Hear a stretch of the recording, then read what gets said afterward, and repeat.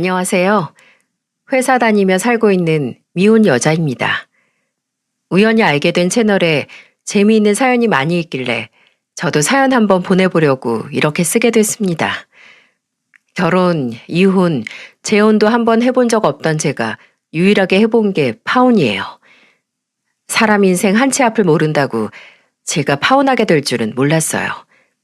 그래도 이혼보다는 파혼이 낫다는 말에 잘 살아온 인생 결혼으로 망칠까봐 파혼을 결정했었습니다. 지금이야 가볍게 파혼했었다는 이야기도 하는데 그때는 정말 화도 나고 억울해서 미칠 것만 같았어요. 이 채널을 일찍 알았더라면 더 일찍 보냈을 거예요. 30대 후반인 저는 주변에 결혼해서 가정을 꾸린 친구들은 많았지만 편히 얘기할 친구가 없었어요.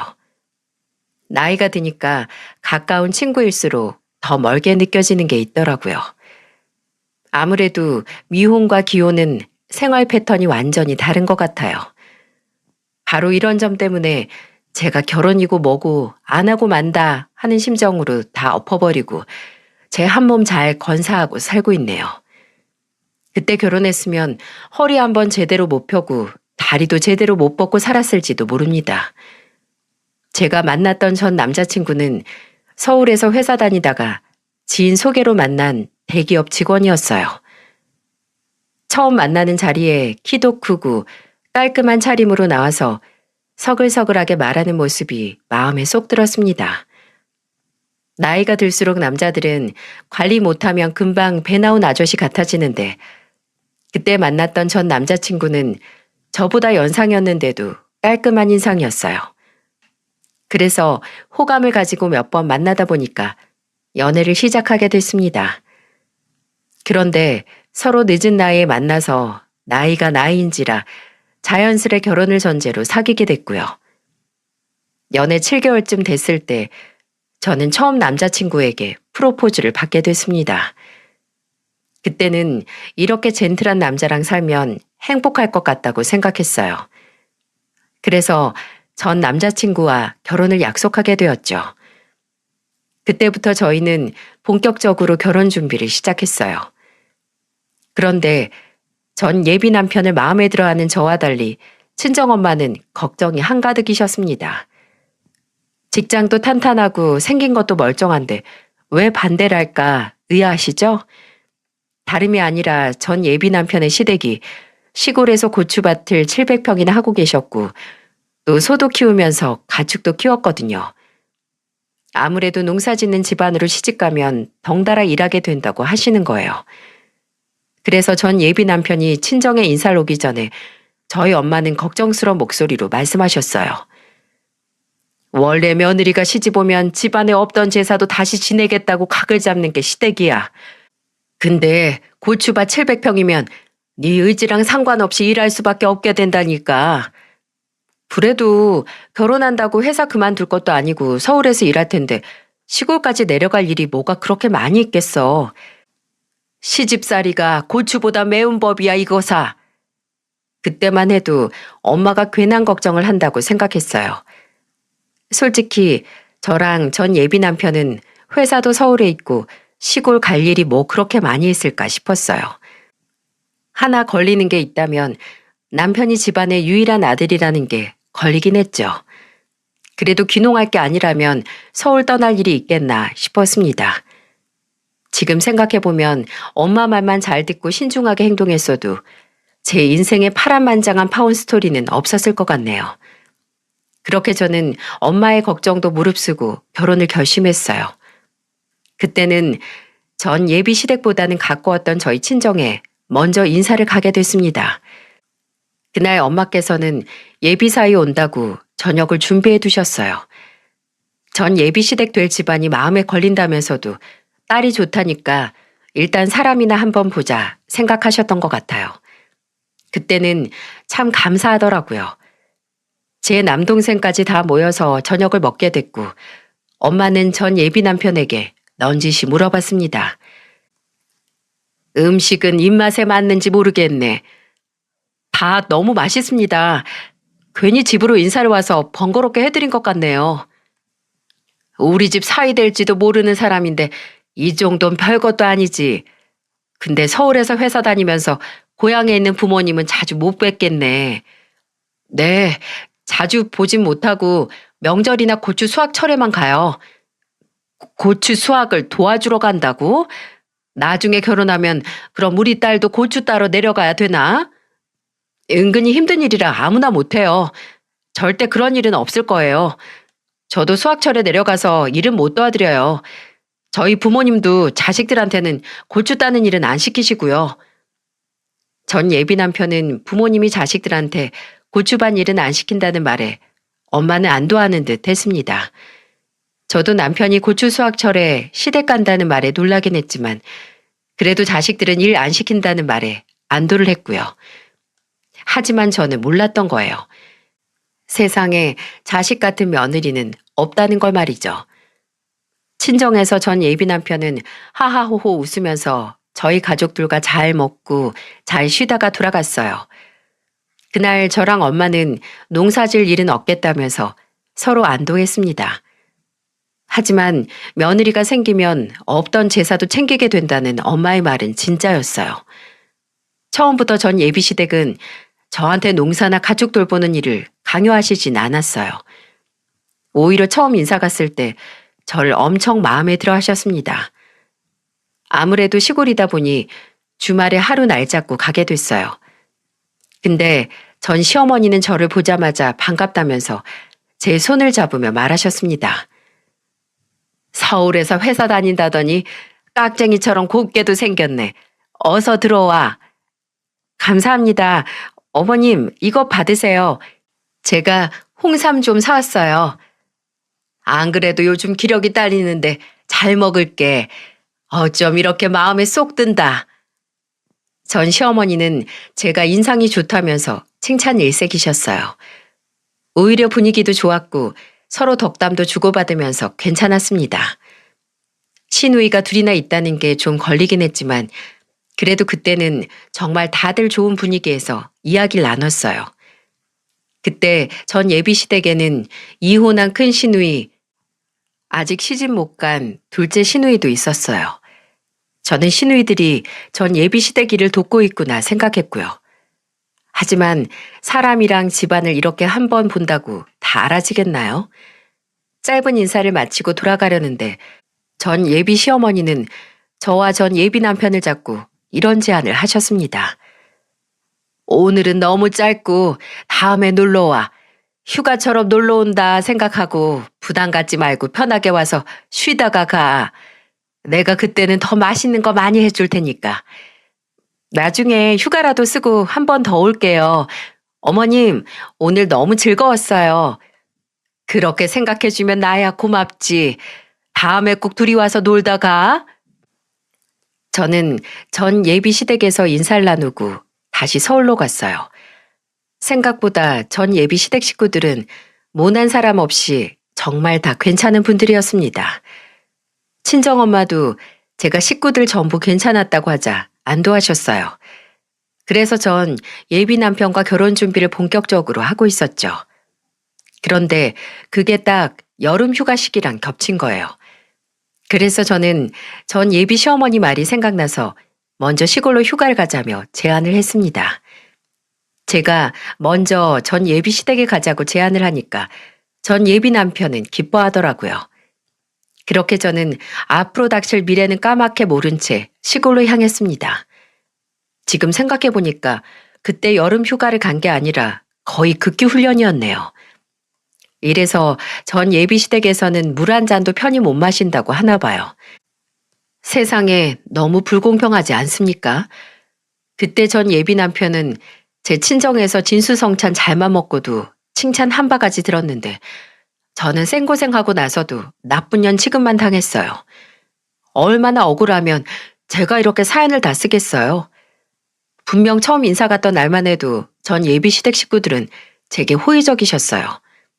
그런데 2박 3일 일정을 잡고 전 예비 시댁에 갔을 때는 저를 마치 작정하고 부르신 것 같았습니다. 전 예비 남편과 도착해서 집으로 들어갔는데 점심때인데도 아무것도 없는 거예요. 그래서 외식을 하려나 싶었는데 전 예비 시어머니는 제게 이런 말을 하셨어요. 뭘 그렇게 서 있어? 닭장에 가서 닭 잡아야 되니까 같이 가자. 네? 어디서 뭘 잡으신다고요? 닭장에서 닭을 잡지 돼지 잡겠어. 얼른 쫓아 나와. 원래 사위와야 잡는 토종닭인데 우리 아들이 백숙을 좋아하니까 잡는 거야. 그 덕에 너도 몸보신 하는 거지. 다 배워두면 피가 되고 살이 되니까 보고 배워도. 저는 너무 당황스러웠어요. 제가 태어나서 수많은 닭 요리를 먹어봤지만 실제로 닭을 잡는 걸 본 적도 없었습니다. 구독자분들은 보신 적 있나요? 아직도 그때만 생각하면 구역질이 올라오는 것 같아요. 전 예비 시어머니는 거침없이 집 근처에 있는 닭장으로 가셨어요. 아무것도 모르고 뒤따르던 저는 전 예비 시어머니가 닭 한 마리를 잡아들더니 일순간에 닭목 비트는 걸 목격했습니다. 정말로 제 눈에 의심했어요. 너무 놀라서 소리를 지르고 구석으로 피했는데 너무 태어난 목소리로 전 예비 시어머니가 이렇게 말씀하시는 거예요. 아유, 저렇게 약해서 뭐 해먹고 살라나 몰라. 잘 봐봐. 닭목을 바로 따고 나서 몸이 따뜻할 때 털을 다 뽑아야 되니까 기억해. 잔털이 날리는데 뭐 이건 어쩔 수 없으니까 그냥 참어. 너 구석에 계속 그러고 있으면 뭘 보고 배우겠다는 거야. 아, 빨리 안 와? 지금 뭐 하시는 거예요? 아, 어머니 진짜 저 못 보겠어요. 지금 그걸 저보고 배우라고요? 제가 닭 잡는 거 배워서 어딜 써먹어요. 아, 이걸 배워둬야 나중에 결혼해서도 내 아들 백숙 해줄 거 아니야. 서울에서는 토종닭이라고 해도 믿고 먹을 수가 있겠어? 다 시골에 오니까 이렇게 먹는 거지. 원래는 밤에 미리 잡아두려다가 너 온다고 해서 가르쳐 주려고 기다렸다가 지금 잡는 거잖아. 몸보신은 이렇게 하는 거야. 누가 몸보신을 이렇게 해요. 요즘 영양제 홍삼에 얼마나 잘 나오는데요. 전 죽어도 못해요. 저는 몸서리치게 소름 돋아서 시댁으로 들어가 버렸어요. 진짜 머리털까지 쭈뼛하는 기분은 처음이었어요. 닭 우는 소리에다가 전 예비 시어머니가 닭을 칼로 쳐내는 소리까지 다 비위가 상했어요. 저 요즘도 이날 기억 때문에 치킨도 못 먹습니다. 그 정도로 저한테는 충격적이고 트라우마처럼 남은 장면이에요. 그런데 이런 저와 상관없이 전 예비 시어머니는 백숙을 하겠다면서 준비하시는 거예요. 저는 죽어도 못한다고 주방 근처도 못 갔네요. 닭 잡는 거 보자마자 바로 백숙 만들 수 있는 강심장 가진 여자가 몇이나 있겠습니까? 제가 그렇게 주방 근처도 못 가고 거실에 꼼짝 않고 앉아있자 전 예비 큰 시누이가 와서 비아냥거리면서 저를 보고 말했어요. 요즘 여자애들은 이래서 안 되는 거야. 나는 예전에 시집 갈 때는 시댁 가면 주방에서 나올 줄을 몰랐는데 조금만 힘들어도 식구들 틈에 섞여서 거실에 있는 것 좀 봐. 형님, 저 방금 살아있는 닭 잡는 거 보고 왔는데 어떻게 백숙을 만들어요? 형님은 하실 수 있겠어요? 그게 뭐라고 왜 못해? 서울에서 왔다고 깍쟁이인 척 하는 거야, 뭐야? 그렇게 잘하시면 형님이 주방 가서 어머님 좀 도와드리세요.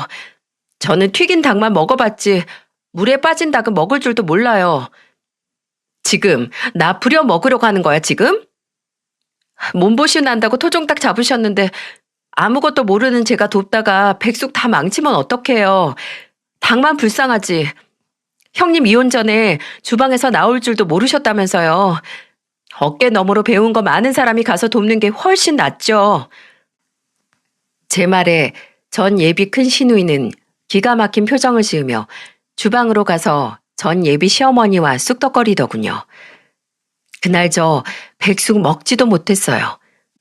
오히려 상위에 올라와 있는 백숙을 보자 자꾸 전 예비 시어머니가 닭 잡는 모습이 떠올라서 밥을 코로 먹었는지 입으로 먹었는지도 모르겠더라고요. 그런데 그런 저를 보면서 전 예비 시어머니는 이런 말을 하셨습니다. 참 밥맛 떨어지게도 먹네. 밥상에서 깨작거리면 집안에 복 다 달아나. 제가 지금 속이 안 좋아서 밥을 못 먹겠어요. 죄송해요. 먼저 일어나 볼게요. 제가 속이 안 좋다고 하자 전 예비 시아버지께서는 걱정스러운 얼굴로 보셨어요. 그런데 전 예비 시어머니는 저를 꾸짖으면서 시댁에 왔으면 먹고 죽는 신용이라도 해야지. 뭐 하는 거냐면서 핀잔을 늘어놓으셨어요. 그래서 저는 솔직히 닭 잡는 장면이 너무 충격적이었다고 실토하자 제 말을 들으신 전 예비 시아버지께서 숟가락을 탁 내려놓으면서 전 예비 시어머니께 소리쳤습니다. 당신 정신 나갔어? 왜 엄한 사람을 데려가서 닭을 잡어? 이 사람이 진짜 사람 잡으려고 작정을 했나? 나도 다 시집 올 때 배웠던 거야. 다 옛날이잖아. 당신 딸들 저 나이 먹고도 닭 잡는다고 하면 얼굴이 새하얗게 질려서 도망가잖아. 왜 딸들도 못하는 걸 아직 시집도 안 온 생사람을 잡으려고 해? 예비 시아버지는 제 편을 들어주시며 방에서 쉬라면서 배려해 주셨어요. 예비 남편도 그런 일이 있었냐면서 뒤늦게서야 제 걱정을 하더군요. 정말 기가 찼습니다. 백숙 먹는데 정신 팔려서 제가 밥을 먹는지 마는지도 모르던 사람이 예비 시아버지가 호통을 치니까 그제야 걱정되는 척 말을 하니까 더 화가 났어요. 저는 그렇게 예비 시아버지의 배려로 방에서 놀란 가슴을 진정시킬 수 있었습니다. 솔직히 그때는 도망치고 싶었어요. 시작부터 닭 잡는 걸 보고 나니까 집에 갈 때 되면 정말 사람 하나 잡겠구나 싶은 생각이 드는 겁니다. 그렇게 한숨 자고 일어나니까 저녁이었어요. 그런데 이놈의 예비 남편 뭐 하고 있었는 줄 아세요?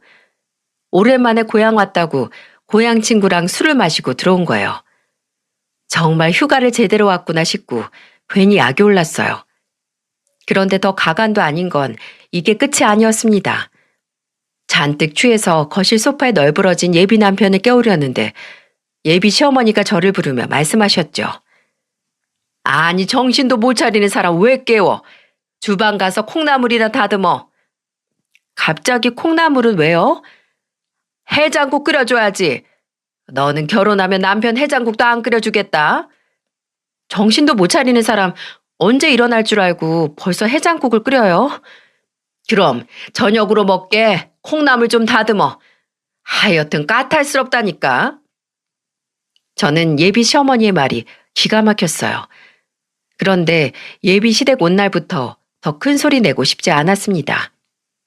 그래서 콩나물 다듬으러 그냥 주방으로 갔어요. 예비 시어머니 얼마나 손이 크신지 양도 엄청 많았습니다. 앉아서 콩나물 다듬을 준비를 하는데 큰 시누이가 와서 놀리듯 말하는 거예요. 닭처럼 콩나물 머리 따는 거 아니니까 충격받지 말고 잘 좀 다듬어. 또 집안 분위기 망치지 말고. 형님도 앉아서 같이 해요. 주방에서 나올 줄을 몰라서 배우신 거 많으시다면서요.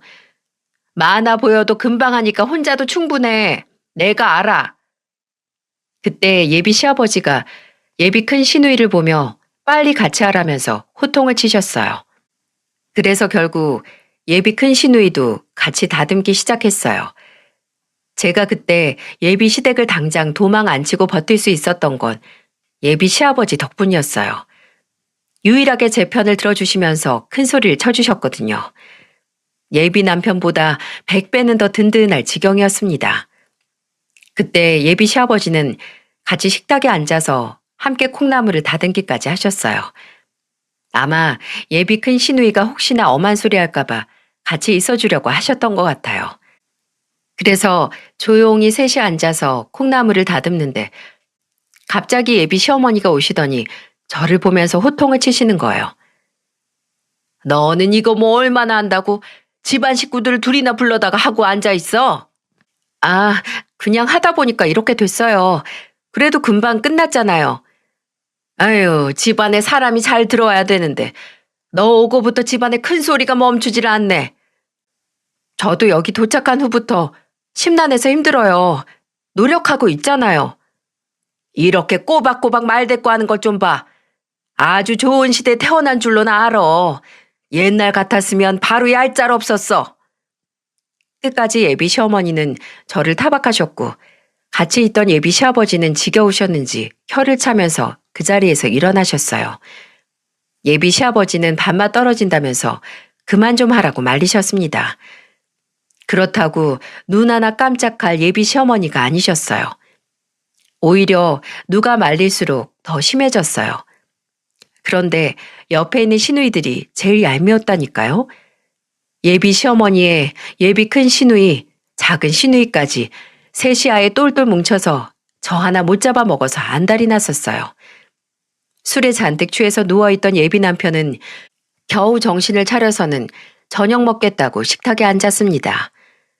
참 그 모습이 어찌나 한심해 보이던지 사람은 가장 편안할 때랑 가장 힘든 순간에 본성이 나온다는 말 들어보셨나요?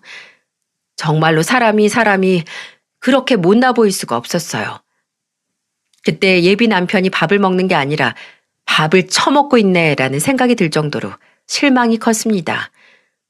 아마 그때부터 저는 이 사람과 평생을 사는 게 맞는 건지 의문이 들었던 것 같아요. 그래서 예비 시댁에 도착한 첫날 밤부터 이 결혼을 신중하게 생각해보자 결심했고요. 그때부터 저는 2판 4판이었어요. 그런데 이런 제 결심처럼 예비 시어머니도 진짜 며느리 될 만한 사람인지 마치 테스트를 하려는 것처럼 저한테 이것저것 시키셨죠. 두 번째 날이 밝았는데 예비 작은 시누이가 저를 보며 말하더군요. 근데 옳게 될 사람은 혹시 운전할 줄 알아? 면허는 있고? 이 종 보통 있어요. 근데 서울에 있어서 운전할 일은 많이 없어서 거의 장롱 면허예요. 큰일 났네. 시골은 차 없으면 다니기 힘들 텐데. 제가 여기서 아예 살 것도 아니고 잠깐만 불편한 참으면 되는 걸 뭐하러요. 무슨 소리야. 나중에 결혼하면 내려와서 살 거 아니야? 예비 작은 시누이가 하는 말에 기가 찼습니다. 친정엄마가 걱정하던 게 어떤 건지 딱 감이 왔어요. 그래서 저는 손살을 치면서 그럴 일 절대 없다고 딱 잘라 말했습니다. 그런데 옆에 있던 예비 남편이 한술 더 뜨면서 말하더군요. 당장은 아니라도 뭐 언젠가 내려올 수도 있지. 회사를 천년만년 다닐 것도 아니잖아. 그런 건 나랑 먼저 상의를 하고 결정해야지. 지금 이렇게 쉽게 말할 문제가 아니잖아. 그래도 퇴사하면 내려와서 사는 것도 나쁘지 않지. 회사 다닐 때 틈틈이 내려와서 우리 부모님한테 일 배우면 좋잖아. 그것도 적성에 맞아야 하는 거야. 쉽게 얘기할 문제 아니니까 그렇게 말하지 마. 말이 그렇다는 거지. 너무 예민한 거 아니야? 지금 예민하게 만들고 있잖아. 나라고 뭐 처음부터 이랬던 건 아니고. 아유, 미안해. 내가 실수했어. 예비 남편은 제가 예민하다면서 저를 탓하는 거예요. 하지만 이런 문제는 쉽게 장난처럼 할 얘기가 아니지 않나요? 그래서 나중에 신중하게 하자고 했던 말인데 제 탓을 하니까 전 어이가 없더라고요. 세상에 결혼하면 남편이 제일 먼저 남의 편이 된다고 하더니 저는 아직 결혼도 안 했는데 아주 예비 남의 편이 될 것 같은 싹이 보였습니다. 그때 예비 남편의 태도를 보자 제가 여기서 뭘 잘하려고 노력해봐야 소용없겠다 싶었어요. 본성이 나온 거 보니까 이 집안 자체가 점점 싫어지고 있었고요. 여기 오고 고작 이틀 만에 예비 시댁의 실체를 봤다고나 할까요? 아들 귀한 집이라 어느 정도 예상은 했는데 이 정도일 줄은 몰랐어요. 원래 누나 둘에 막내가 아들인 집은 유달리 아들이 귀하게 크더라고요. 그래도 예비 남편은 서울에서 자취도 했고 혼자서 살았던 기간도 있으니까 좀 다를 줄 알았습니다. 그런데 정말 신기한 게 예비 시댁에 오니까 귀신같이 손 하나 까딱을 안 하는 거예요. 양말도 벗은 자리에 그대로 뒤집어진 채 벗어두질 않나 물 한 잔을 마셔도 싱크대에 옮겨두지도 않았어요. 물 마신 컵은 정수기 옆에 그냥 두는 거예요. 그냥 물로 한 번 헹궈서 엎어두면 될 걸 꼭 그렇게 옆에 쌓아두고 있었습니다. 꼭 먹는 사람 따로 치우는 사람 따로 있다. 딱 그런 마인드였죠. 그래서 제가 하도 안 치우길래 물 먹는 예비 남편에게 이렇게 말했어요. 물 마셨으면 싱크대에 옮겨놓던지 아니면 씻어서 엎어놓던지 오늘만 컵을 몇 번째 치우는 줄 알아? 그냥 두면 다음 사람이 씻어 먹겠지. 뭐 음료수 마신 것도 아니고 왜 그래? 먹는 사람 따로 있고 치우는 사람 따로 있어? 먹은 사람이 치우는 게 맞는 거지. 아유, 알았어. 내가 치울게. 예비 남편은 제 등살에 못 이겨서 싱크대에서 컵을 닦기 시작했어요. 그런데 참 타이밍도 귀신 같았어요. 그때 마침 예비 시어머니가 들어오신 거예요. 그때 그 모습을 본 예비 시어머니는 갑자기 황당한 얼굴로 예비 남편에게 다가가서 네가 왜 이런 일을 하냐면서 호들갑을 떠시는 거예요. 누가 보면 무슨 소뚜껑이라도 닦는 줄 알 텐데 그냥 본인이 마신 물컵 하나 딸랑 닦는 중이었거든요. 그런데 갑자기 뒤에 있던 저를 흘겨보시더니 화가 잔뜩 난 목소리로 예비 시어머니가 화를 내며 말하셨어요. 너는 지금 여기가 어디라고 내 아들을 부려먹어? 네가 하기 싫으면 이 늙은 시어머니 부려먹지. 꼭 그렇게 내 아들을 일을 시켜 먹어야겠어. 어머님, 지금 본인이 먹은 물컵 치우고 있는 거예요. 제가 먹었던 것도 아니고 식구들 다 같이 사는 집에서 본인이 마신 건 본인이 치우는 게 맞죠? 얘가 안 치우면 내가 치우면 되니까 너는 네 거나 치워. 정말 기가 막혔습니다. 그렇게 멀끔하고 젠틀해 보였던 예비 전 남편이 한순간 철딱선이 없는 딱 7살처럼 보였어요. 너무 황당해서 더 할 말도 안 나왔고요. 어이가 없어서 말문이 턱 막혔습니다. 그런데 그 상황에 더 어이가 없고 이상했던 건 예비 남편이었습니다. 예비 시어머니가 본인을 감싸고 달래주니까 씻던 컵을 그냥 두고 본인 손만 닦고 주방을 나가는 거예요. 진짜 이 사람이랑 결혼하면 난 아내가 아니라 두 번째 엄마 정도 되겠구나 싶었어요. 그래서 저도 그냥 주방을 나와버렸고 정말 예비 시어머니가 컵 정리를 하셨어요. 이럴 거면 그냥 아들 끼고 사는 게 낫지 않겠나 싶더라고요. 그래도 다음 날이면 집에 갈 수 있다는 생각에 저는 다행이다 싶었죠. 그때 예비 시아버지가 외식을 하자고 제안하셨고 예비 시누이들과 집을 나섰습니다. 그런데 제 뒤를 따라오던 예비 둘째 시누이가 저를 보며 말했어요. 올케도 가방도 비싼 것만 드네. 신발도 좋은 거 신던데 돈 안 모으고 다 쓰는 거 아니야? 형님, 제가 그동안 회사를 얼마나 오래 다녔는데 이런 것도 못 사겠어요. 아니, 혹시나 내 동생이 선물해 준 게 있나 해서 그렇지. 왜 요즘에는 남자가 프로포즈 할 때 명품 가방 사주면서 한다잖아. 형님은 남동생이 그런 센스 있는 사람인 줄 아시나 보네요. 저는 울컥한 마음에 예비 시댁 식구들과 있다는 것도 잊은 채 제가 하고 싶던 말을 내뱉어 버렸어요. 말하고도 저는 깜짝 놀랐는데 뭐 맞는 말이긴 했습니다. 예비 남편은 깔끔한 거 그렇게 좋아하면서도 주변 정리는 할 줄도 모르는 인간이에요. 그냥 본인 몸만 깨끗하면 깨끗하다고 믿는 사람이었어요. 한마디로 본인밖에 모르는 이기적인 인간이요. 그러니까 그렇게 뒷정리도 할 줄 모르고 오로지 본인 입만 알고 본인 할 일만 하고 사는 거 아니겠습니까? 그런데 제가 뱉은 말에 예비 시어머니가 발끈하면서 말하셨어요. 지금 나 들으라고 하는 소리냐? 아니요. 저는 할 말 있으면 앞에서 하지 옆에서 눈치 주면서 안 해요. 그냥 형님이 저를 오해하시길래 해명한 거예요. 제 능력으로 샀는데 저런 오해 받으면 억울하잖아요. 아유, 그래 잘났다 잘났어. 잘난 며느리 얻어서 집안 다 말아먹게 생겼네. 내 아들 아주 등골 다 뽑아먹겠어 아주. 예비 시어머니는 화가 나신 듯 계속 손부채질을 하셨어요. 그리고는 계속 작은 소리로 본인이 예비 남편을 얼마나 귀하게 키웠는데 이렇게 무시당할 애가 아니라면서 계속 한탄하셨죠.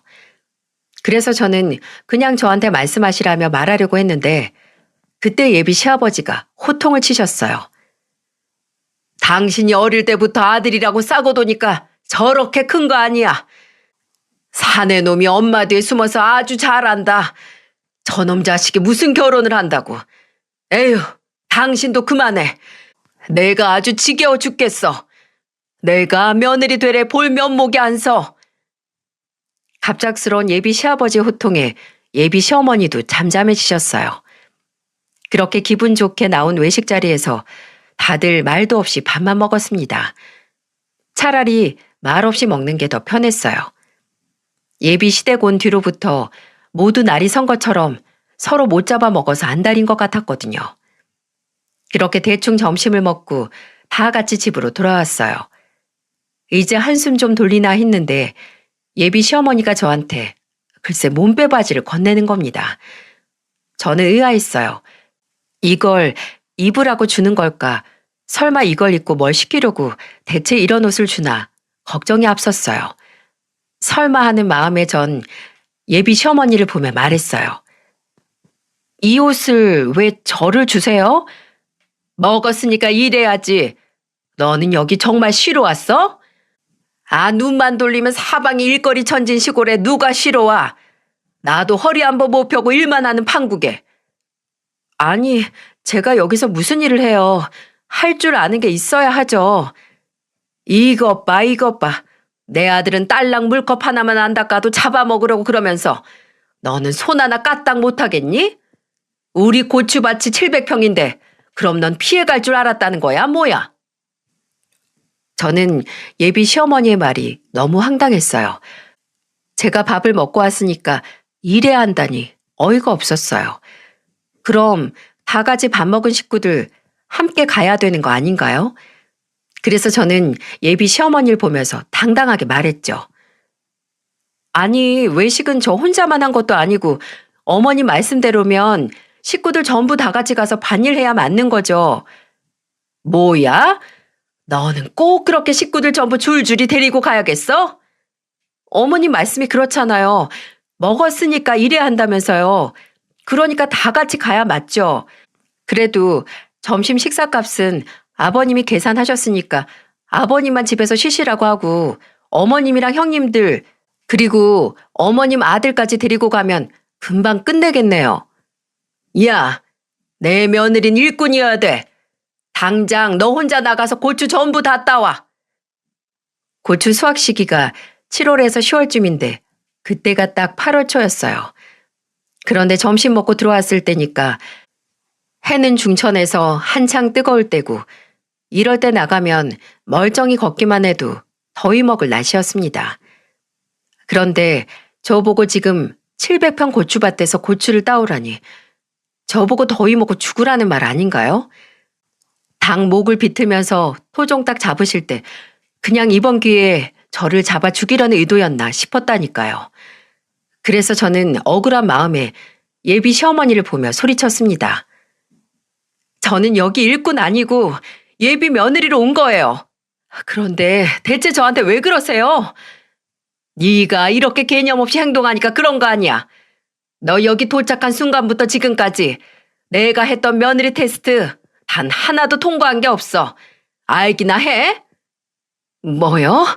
며느리 테스트요? 제가 예비 시댁에 도착한 순간부터 저를 테스트하고 있었다는 예비 시어머니의 말에 저는 간신히 잡고 있던 이성의 끈이 끊기는 것 같았어요. 예비 시어머니와 제가 고성을 주고받으면서 소란스럽게 떠드니까 식구들이 하나둘 다 거실로 모이기 시작했죠. 그리고 예비 남편도 제 옆에 와서 무슨 일이냐며 슬쩍 묻더군요. 그래서 저는 예비 남편 정강이를 발로 걷어차면서 소리쳤습니다. 네가 왜 그렇게 이기적인가 했는데 아, 이렇게 커서 그랬네.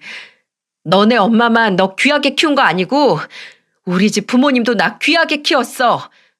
뭐? 며느리 테스트?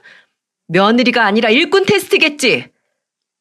저는 너무 화가 나서 목청 다해 화를 냈어요.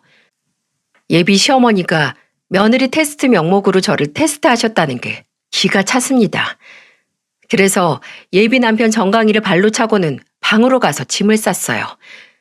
여기 더 있을 필요도 없고 여기서 제가 왜 테스트나 당하고 있어야 합니까? 저희 부모님은 뭐 예비 사위를 테스트할 줄 몰라서 안 하셨겠어요? 참 지금 생각해도 어이가 없고 기가 막힙니다. 누가 보면 엄청난 집안으로 제가 시집가는 줄 알겠어요. 제가 소리를 지르면서 이 결혼 못한다고 하자 예비 시아버지가 호통을 치시는 목소리가 들렸어요. 당신 대체 왜 그래? 평생 아들 끼고 살 거야? 며느리 테스트는 얼어 죽을. 내가 진짜 쪽팔려서 못 살겠다. 예비 시어머니는 자기도 억울하다면서 우는 소리를 하셨고, 그때 예비 남편은 제가 있던 방으로 와서 애걸복걸 매달렸습니다. 그리고는 제 짐가방을 붙들고는 말했어요. 왜 이래? 내가 잘못했어. 결혼하면 우리 엄마랑 안 보고 살면 되잖아. 어머님을 안 보고 살면 끝이야? 모르나 본데 널 그렇게 키운 사람이 니네 엄마야. 근데 연을 끊는다고 내가 속 시원하게 살겠니? 번지수 잘못 찾았어. 왜 이래? 나는 일꾼 아니니까 이제라도 네가 이 집 일꾼으로 살아. 그게 빠르겠다. 계속 매달리면서 애원하듯 매달리는 손을 뿌리쳐 버렸어요. 그리고는 아랑곳 않고 짐을 챙겨서 나왔습니다. 예비 시아버지가 호통을 쳐서 그런지 살짝 눈물이 고여 있었어요. 그래도 저는 이미 마음을 접은 뒤였습니다. 그때 예비 시어머니도 갑자기 태도를 돌변해서 저를 보면서 말하더군요. 아가, 내가 잘못했다. 농사 절대 안 시키마. 요즘 세상에 이상한 애들이 너무 많으니까 내가 그냥 사람 좀 알아본다는 게 좀 과했다. 그러니까 다시 한번 잘 생각해봐라. 내가 이렇게 부탁할게. 아니요. 처음부터 저 며느리로 생각하신 거 아니잖아요. 그냥 아들 잘 먹이고 입혀서 데리고 살만한 일꾼 찾으시는 거였잖아요. 이제 결혼도 안 할 건데 그냥 아줌마라고 하면 되겠네요. 이제 이 집이랑 아예 관련 없으니까 이거 좀 놓으세요, 아줌마. 나는 그냥 네가 어떤 애인지 알고 싶어서 그런 거야. 아유, 내가 잘 몰라서 그런 건데 네가 좀 생각 좀 바꿔줄 수 없겠어? 아유, 내가 미안하다니까. 나는 네가 하도 깍쟁이 같길래 그랬어. 아줌마, 그러니까 깍쟁이 같지도 않고 부려 먹을 수 있는 일꾼 찾으러 가세요. 전 절대 이렇게 못 살아요. 솔직히 잠깐이지만 본 게 있는데 제가 어떻게 더 살아요? 저는 단호한 목소리로 아줌마라고 말하면서 집을 나왔어요. 그러자 예비 시어머니와 예비 남편이 신발도 제대로 못 신고 뛰어나오더니 저를 양쪽으로 잡았습니다. 저는 그래도 이미 변한 마음 바꿀 생각이 없었고요. 그래서 저는 두 사람을 힘껏 뿌리치면서 말했어요. 평생 일꾼이나 찾으면서 사세요. 그날 예비 시댁을 나와서 전 바로 친정으로 갔습니다.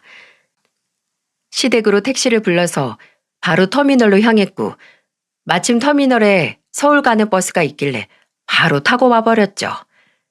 제가 갑자기 짐가방까지 든 채로 친정에 오자 엄마는 저를 보고 깜짝 놀라셨어요. 그리고는 무슨 일이냐며 묻길래 순간 울컥해서 울먹이면서 어제부터 있던 일을 다 말했습니다. 그러자 엄마는 화가 잔뜩 난 채로 그놈의 집구석 가만 안 둔다면서 말했어요. 그때 눈치도 없이 예비 남편이 전화를 한 거예요. 엄마는 그 전화를 뺏어들더니 전화를 받자마자 소리를 치며 말했어요. 야, 네가 무슨 대통령이라도 되는 거야? 누가 누굴 테스트해? 우리 집에서 뜨신 밥 먹고 갔으면 거기서도 잘해줘야지. 나는 뭐 너 마음에 들어서 밥 차려주고 인사한 줄 알아? 너 뺀질이 같이 생겨서 처음부터 마음에 안 들었어. 장모님, 죄송해요. 제가 실수했어요. 저 미진 씨 없으면 못 살아요. 누가 네 장모야? 그리고 우리 미진이는 너 없어야 잘 사니까 다신 전화하지 마. 엄마는 저 대신 받은 전화를 거칠게 끊어버리고는 다시는 전화 받지도 말고 찾아와도 말 한마디 섞지 말라면서 씩씩거리며 화를 내셨어요. 저는 그제야 정신이 차려졌습니다. 같이 있던 아빠 남동생도 집 근처에 오기만 해보라면서 화가 잔뜩 난 채 있었어요. 하지만 예비 남편은 도무지 정리할 생각이 없는지 호랑이 굴인지도 모르고 친정까지 찾아왔습니다. 다음 날 친정 앞에서 저를 기다리던 예비 남편은 저를 보고는 무릎을 꿇고 이렇게 매달렸어요. 내가 잘할게. 제발, 난 너 없으면 못 살아. 제발 내 말 좀 들어줘. 그러니까 있을 때 잘했어야지. 이미 버스 떠났으니까 빨리 가. 너 여기 있다가 걸리면 우리 아빠한테 죽어 너. 뭐? 내가 지금 집에 가서 이렇게 빌게. 그런데 그때 친정아빠가 예비 남편을 발견하고는 차에 있던 낚싯대를 들고 쫓아오셨어요. 그때 낚시하고 돌아오는 길에 딱 마주친 거예요. 아빠는 저놈 가만 안 둔다고 달려오기 시작했죠. 아빠는 화가 나서 눈이 돌아간 채 화를 내며 말했어요. 네가 여길 어디라고 와? 너 같은 건 남자도 아니야. 당장 썩어 안 꺼져?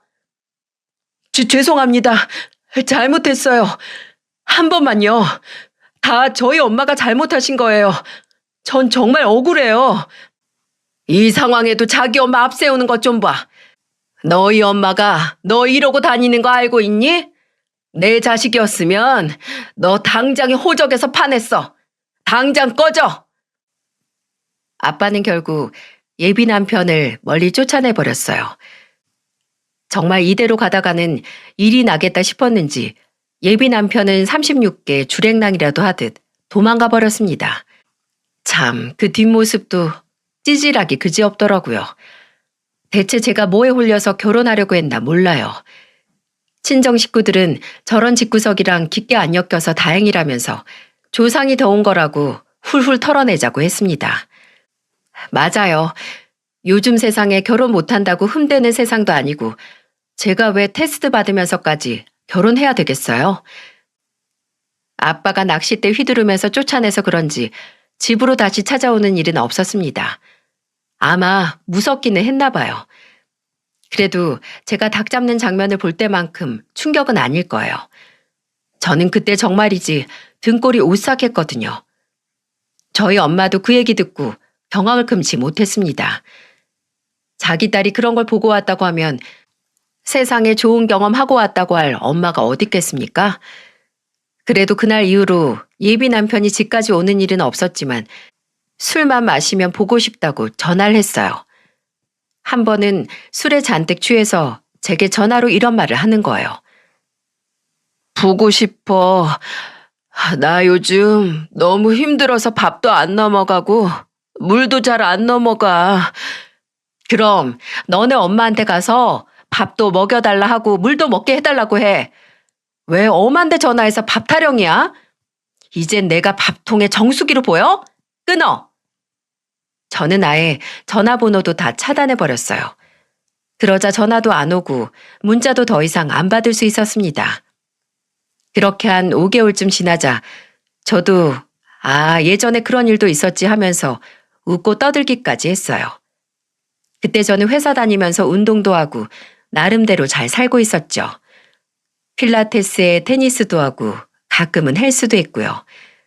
건강하게 제 몸 관리를 하며 사니까 스트레스도 없고 오히려 활력이 돌고 있었습니다. 그러다가 친구들과 술자리에서 문득 전 예비 남편 이야기가 나왔어요. 친구가 저를 보며 묻더군요. 그때 걔는 뭐하고 산대? 주랭랑 치듯 도망가서 엄마한테 다시 갔나? 엄마 무서워요. 이러면서 엄마한테 가서 잘 사나 몰라. 친구들은 전 예비 남편을 조롱하며 웃었습니다. 저도 같이 웃다가 문득 근황이 궁금해서 카카오톡을 켜서 친구 차단 목록을 확인해 봤어요. 그러자 놀라운 사진이 뜨더군요. 글쎄, 전 예비 남편이 웨딩 사진을 프로필 사진에 걸어둔 거예요. 저 없으면 못 살겠다고 밥도 안 넘어간다던 사람이 이렇게 빨리 결혼을 하다니 정말 웃기지 않나요? 그런데 그 웨딩 사진 속 신부가 활짝 웃고 있는데도 불쌍해 보였어요. 과연 그 무시무시한 전 예비 시어머니 테스트를 통과했을까요? 아니면 한번 테스트하려다가 파혼한 경험이 있어서 일단 결혼부터 하고서 테스트를 해보려는 걸까요? 뭐 자세한 속내는 알 수 없지만 전 예비 남편은 옆에 있는 신부마저 불쌍하게 보이게 만드는 재주가 있었네요. 파혼하고 저 없으면 못 산다고 울고불고 하던 사람이 결혼하는 걸 보니 이런 말이 떠오르네요. 배우자 죽었다고 서럽게 울던 사람이 제일 먼저 새 결혼한다는 말이요. 부부는 의리로 사는 건데 이런 행동을 보니 참으로 한낱 가벼운 인간이라는 게 증명됐네요. 역시 제 선택이 잘못된 선택이 아니라는 게 확인된 순간이었죠. 그래서 전 예비 남편 웨딩 사진을 보고 더 훌훌 털어낼 수 있었답니다. 저랑 헤어지고 5개월 만에 연애 결혼까지 이어지는 사람을 어떻게 믿고 살겠어요? 제 평생에 가장 잘한 선택 고르라고 하면 저는 단연코 파혼을 고를 거예요. 이만큼 잘한 선택이 또 없습니다. 저희 부모님도 저한테 정말 잘했다고 말하세요. 결혼 급하게 생각할수록 인생 망치기 딱 좋은데 지금은 오히려 홀가분합니다. 옛말에 남편 덕을 못 보면 자식 덕도 못 본다는 말이 있잖아요. 누구 덕보려고 사는 건 아니지만 그래도 배우자라면 서로 믿고 의지해야 사는 거잖아요. 그런데 그 거지 같은 배우자 얻어서 평생 고생하고 신세 한탄하면서 사느니 혼자 사는 게 100번 낫습니다. 요즘은 저희 아빠랑 등산도 하면서 일상의 즐거움을 찾고 있어요. 아직 닭 요리는 거북해져서 도전을 못하겠네요. 참 그 장면이 너무 강렬해서 가끔 꿈에도 나와요. 모르고는 먹어도 알면 못 먹는다고 제가 딱 그렇게 됐네요. 아무튼 제 파혼 사연은 여기까지예요. 다들 어떻게 들으셨는지 모르겠지만 저는 정말 고통과 혼란의 시기였습니다. 이곳에는 다들 번듯한 가정을 이룬 분들이 많으셔서 파혼을 어떻게 봐주실지 모르겠네요. 그래도 저 이혼보다는 파혼 선택하길 정말 잘하지 않았나요? 앞으로도 저는 여기 애청자로 자주 들릴게요. 인생 공부도 많이 하고 사는 얘기 들으면서 안목도 기르려고요. 인생은 정말 선택하기 나름이고 제 선택에 책임지며 사는 게 맞네요. 이제는 저도 옛일은 덮어두고 제 인생을 앞으로 더 알차게 살아보려고요. 이혼이나 파혼이 인생의 끝은 아니잖아요. 이런 선택은 골목 코너 하나 돈 거라고 생각하면 새 길이 보인다고 하더라고요. 요즘엔 회사 이직도 해보려고 공부도 새롭게 시작했습니다. 인생은 각자 받아들이고 생각하기 나름인 것 같네요. 결혼을 하면 한 대로, 안 하면 안 한 대로 나름의 인생이 있겠죠. 그 속에서 장점을 잘 찾아내면 그게 또 행복인 것 같네요. 저도 이제는 제 인생 잘 꾸려가며 잘 살아보겠습니다. 모두 끝까지 들어주셔서 감사해요. 저의 용기 있는 선택 따뜻하게 여러분이 응원해 주세요.